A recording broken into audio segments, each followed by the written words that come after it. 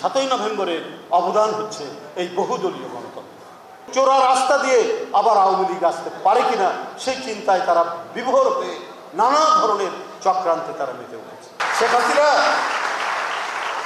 ক্ষমতায় এসেই প্রতিদিন জিয়া পরিবার, প্রতিদিন রাষ্ট্রপতি জিয়াউর রহমানের বিরুদ্ধে বিষোদ্গার করতে, আজে বাজে কথা বলতে, কুৎসা রটাতে, তারপরেও কিন্তু তিনি যে অমোঘ সত্য জিনিসগুলো তৈরি করে দিয়ে গেছেন, অবদান সৃষ্টি করেছেন, সেখান থেকে কিন্তু সরাতে পারেনি। পাসপোর্ট থেকে কিন্তু বাংলাদেশি জাতীয়তাবাদ সরাতে পারেনি। জাতীয়তা কি লেখা আছে বাংলাদেশি পাসপোর্টের মধ্যে দেখবেন, হাসিনা ওইটা আর পারেনি। বহু তার এক্সপার্ট দিয়ে তৈরি করেছে যে একটা দেশের জাতীয়তা কি হবে, জাতীয়তা তো আর সে বদলাতে পারেনি, বাংলাদেশি। মানে জিয়াউর রহমানের যে একটা মহা অবদান, যেটা একটা জাতির স্বাধীনতা সার্বভৌমত্বের সাথে যেটা জড়িত, সেটাকেও অস্বীকার করতে চায়।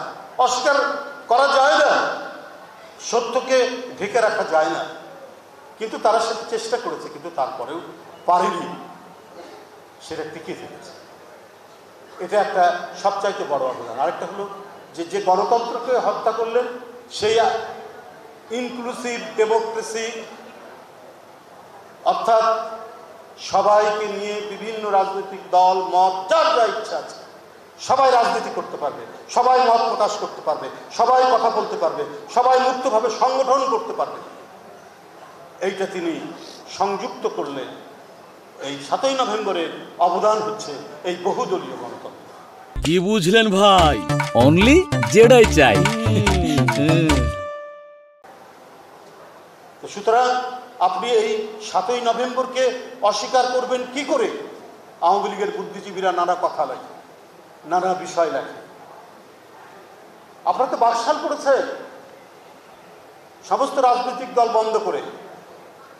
এখন ভারত থেকে অডিও বার্তা পাঠান শেখ হাসিনা, এতক্ষণ 1400 শিশু, কিশোর, তরুণ হত্যা করে এখন আবার অডিও বার্তা পাঠান নাশকতা করার জন্য। কয়েকটা বাসে আগুন দিয়েছে, আপনারা শুনেছেন, একজন ড্রাইভার মারা গেছে গোপনে থেকে, ঘাপটি থেকে। ওদের কাছে তো টাকার অভাব নেই, প্রচুর টাকা।